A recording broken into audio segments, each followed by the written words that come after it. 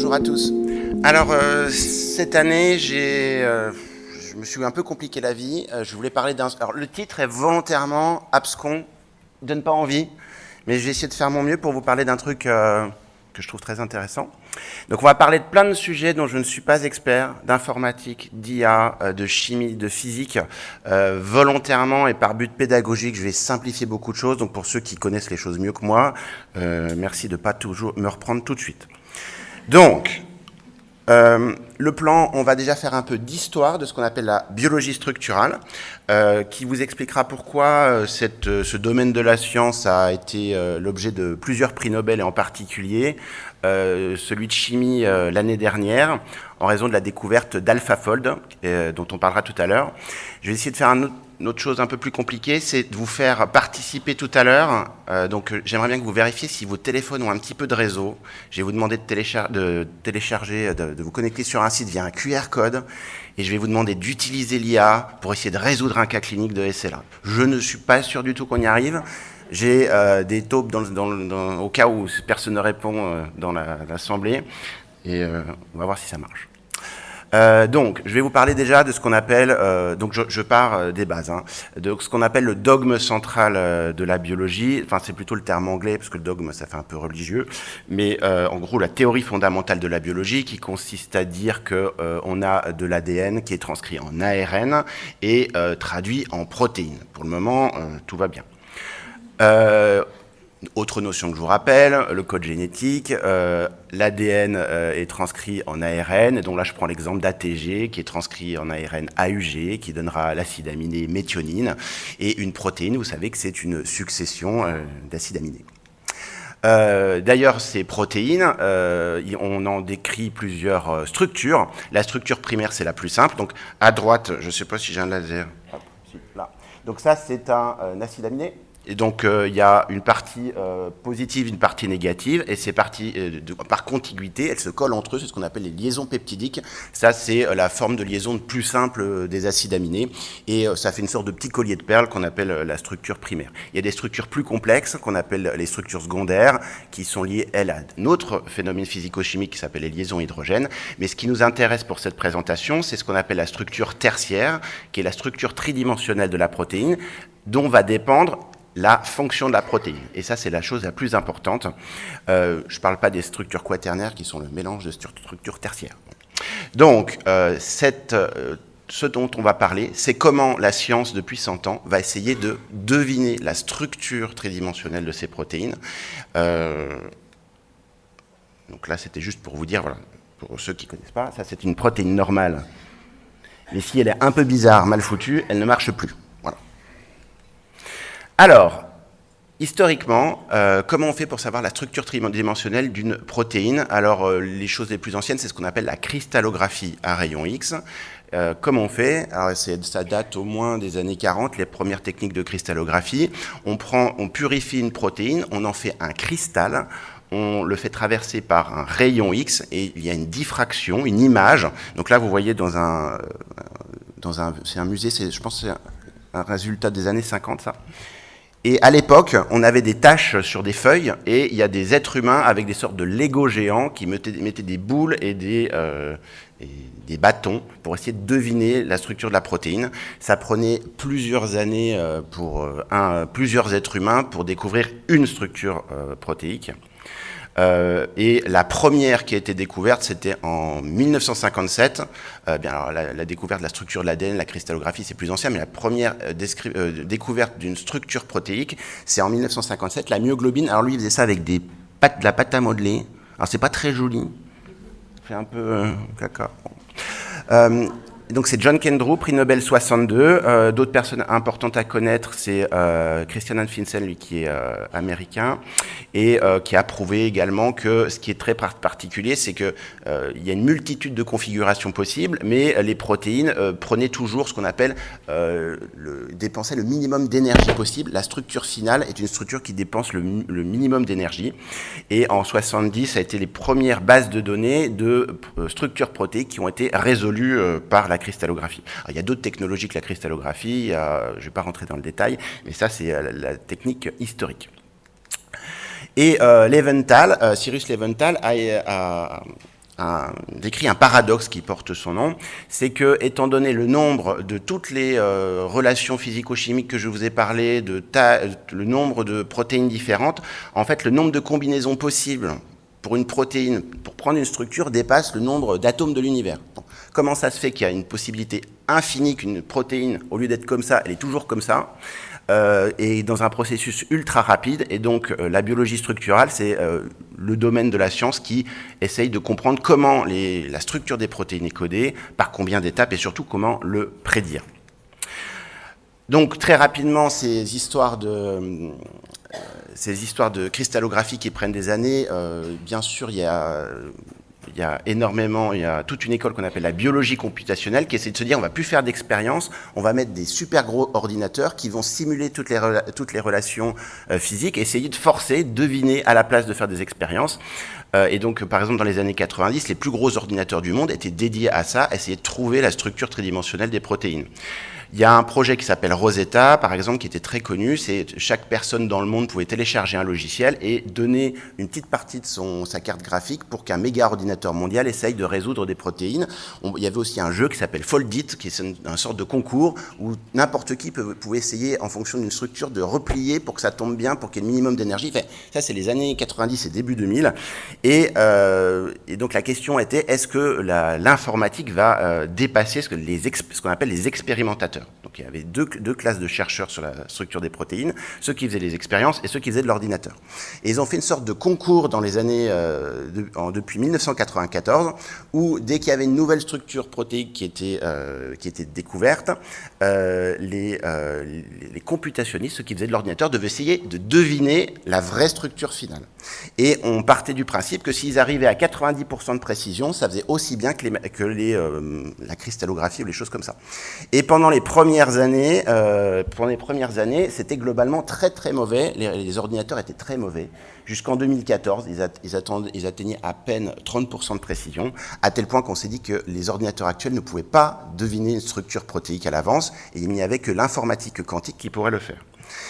Mais ce qui s'est passé, c'est ça. C'est qu'il y a une même équipe de recherche sur 2 éditions successives qui ont réussi à atteindre des niveaux de précision de 60%, puis de près de 90%. Qu'est-ce que ça veut dire? C'est que si on compare le résultat de leur ordinateur par rapport au résultat d'une expérience par cristallographie, la précision est de l'ordre de 1 à 2 angstroms, c'est-à-dire la précision atomique. D'accord? Et donc ça, c'est une telle révolution que ça a conduit, bien sûr,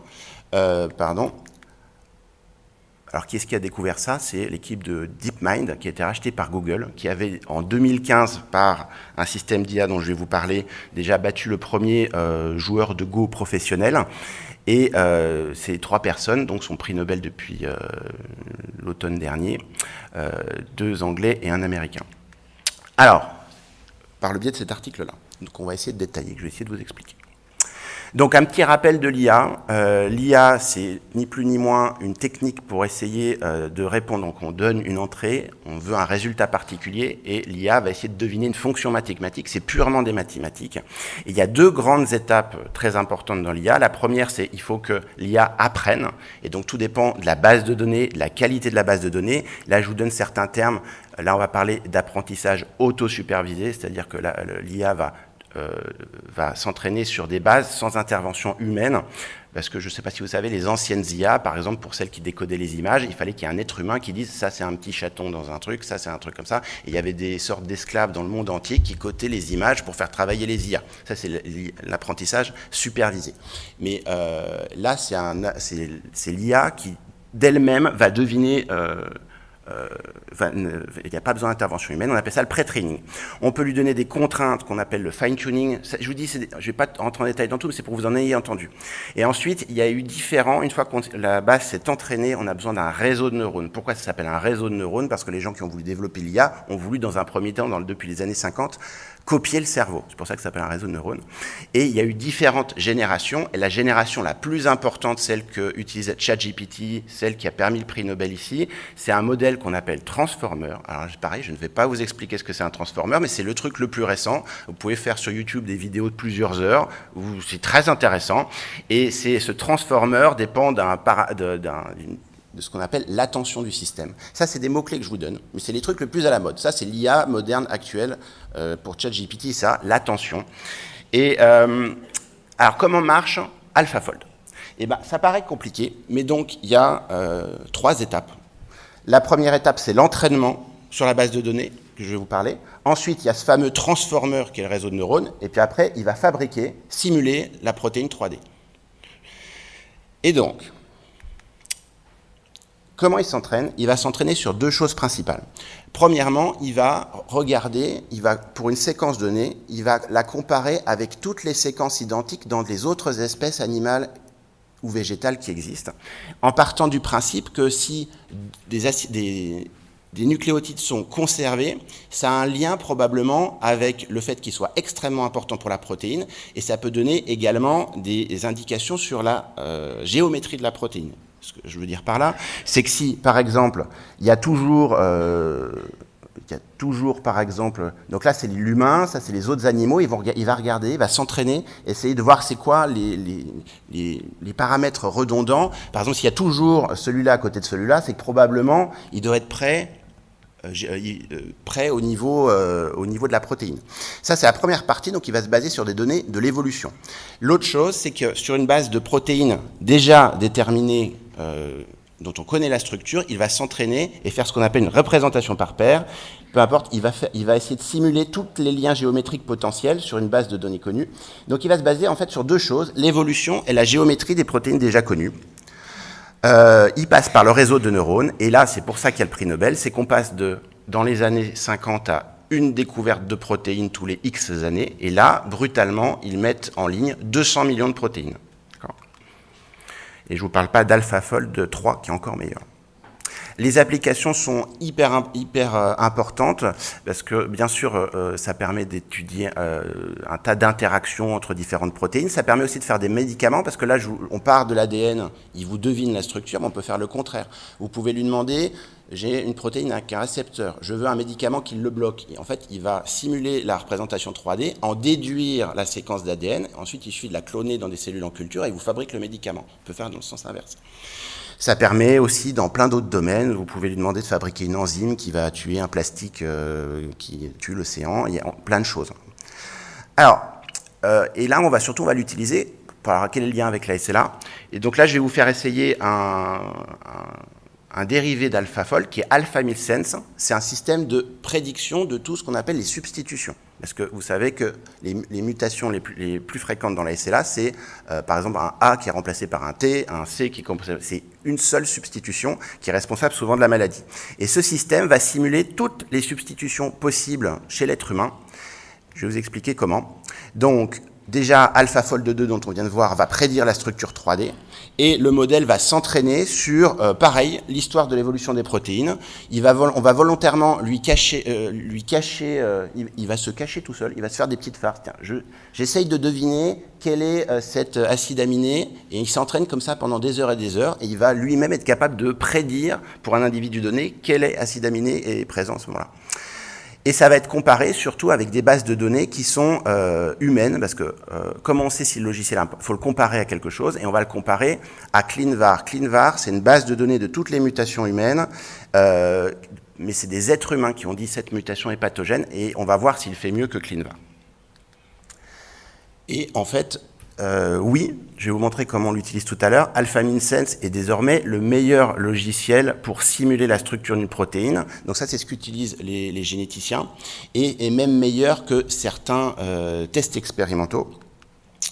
Et à tel point que jusqu'à présent, on connaissait à peine 0,1% de toutes les mutations humaines, et AlphaMilSense simule 71 millions de mutations potentielles, et on déduit que dans l'espèce humaine, les mutations sont dans 57% des cas pas graves et dans un tiers des cas probablement pathogènes. Donc on a encore à découvrir des millions de mutations qui sont simulées par ce logiciel. Alors, on va faire une application pratique à la SLA.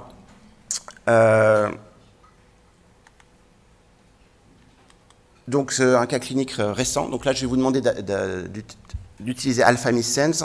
dans 5 minutes. Donc là, c'est un cas très récent, c'est un patient qui a une SLA spinale, il n'y a pas d'antécédents familiaux, il n'a jamais connu son père. Les généticiens de Nîmes me rendent ce résultat d'une nouvelle mutation qui est, vous allez le voir en plus, inconnue jusqu'à présent, glycine 34 arginine.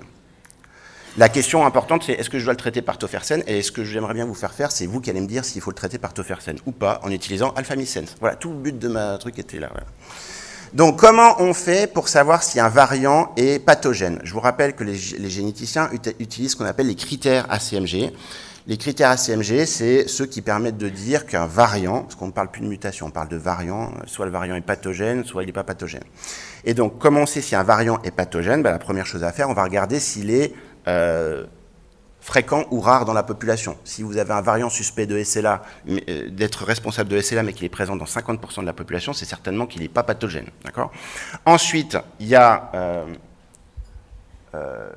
les données qu'on dit computationnelles. Donc ça, c'est exactement ce qu'on va utiliser. C'est tous les logiciels de simulation de 3D et dont on va essayer le meilleur qui s'appelle alfamycens. Donc ces deux premières informations, alfamycens va vous les donner. D'accord ? Vous n'avez pas besoin du généticien. Kevin, tu es là? Je vais dire des trucs.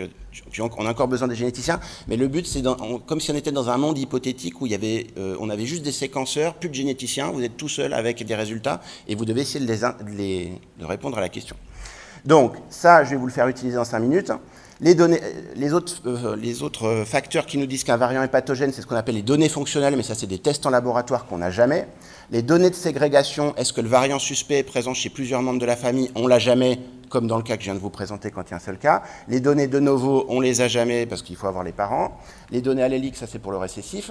Et donc, en fait, la seule chose qu'on a, le généticien va nous dire que la mutation est pathogène uniquement si les logiciels sont anormaux et si on considère que la mutation est responsable du phénotype du patient. Par exemple, dans le cas présent, même le patient a une SLA et une mutation SOD, ça a l'air d'être... Ça fait des points ici. Mais par exemple, s'il avait autre chose qu'une SLA, la mutation serait considérée comme non pathogène. Donc c'est tous ces arguments-là que les généticiens prennent en compte pour déterminer qu'une mutation est pathogène ou pas. Mais souvent, on est confronté à ça. C'est-à-dire qu'on n'a aucune info de tout ça. On a juste un patient qui a priori une SLA et tout va se jouer sur ces données-là. D'accord ?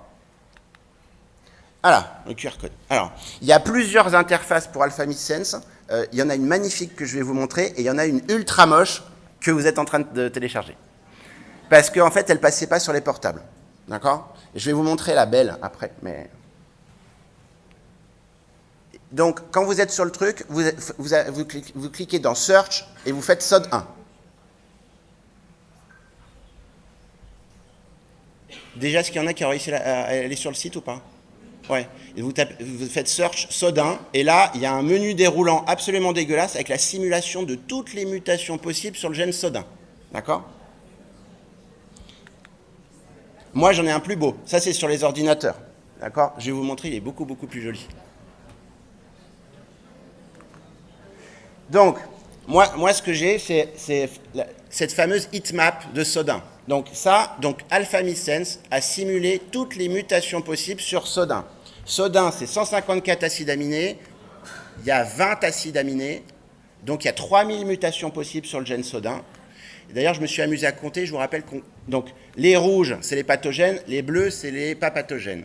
Et donc, je me suis amusé à calculer vite fait. Actuellement, on connaît 200 mutations pathogènes. Et si on tient compte de cette heatmap, il en reste encore 800 à découvrir. Voilà.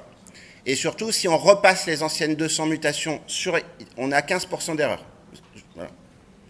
Donc, après, c'est très simple sur cette interface. Il suffit de cliquer sur... On zoome et on clique sur le variant en question, puis il vous dit un score. Et donc, est-ce que vous pourriez me donner le score pour la mutation GLI34ARG? Alors, ça veut dire qu'il faut dérouler tout en bas, c'est pénible, jusqu'au 34e acide aminé. Hein? Mais non, on peut défiler. Ça dépend de la taille de vos écrans. De toute façon, je l'ai fait tout à l'heure. C'est pas grave. Est-ce qu'il y a quelqu'un qui a la réponse? Non. Oh, mais on s'approche. C'est pas 0,287. Bon, je vous la donne. 0,887. D'accord? Hautement pathogène. C'était assez simple. Mais là, c'est la première fois que vous l'avez en main. Mais en gros, quand vous êtes en consultation, vous avez un... Alors bien sûr, vous pouvez faire confiance au généticien. Bon, vous pouvez, mais vous pouvez aussi le faire vous-même. Et du coup, vous allez sur le site, ça marche pour tous les gènes. Et donc, vous avez cette petite map, voilà. Et donc, pour revenir sur le même diapo d'avant, hop, on a donc les critères ACMG de classification de variants probablement pathogènes, parce qu'on a ces logiciels pathogènes et un phénotype congruent. Voilà, c'est facile. Hop. Ouais. Enfin, moi, je... Voilà, j'ai fini. Et rien à voir, donc ça m'a nécessité, beaucoup de il y a beaucoup de vidéos d'IA très pédagogiques sur Internet qui méritent d'être consultées. Et juste il y a quelques jours, il y a Luc Julia, c'est un ancien directeur d'Apple qui a fait Siri, qui est français, qui est assez rigolo, et qui a été interviewé au Sénat, qui a donné sa vision de l'IA, qui est assez rigolote, en particulier sur comment apprendre à nos enfants l'IA. Et donc voilà. Voilà, j'ai terminé.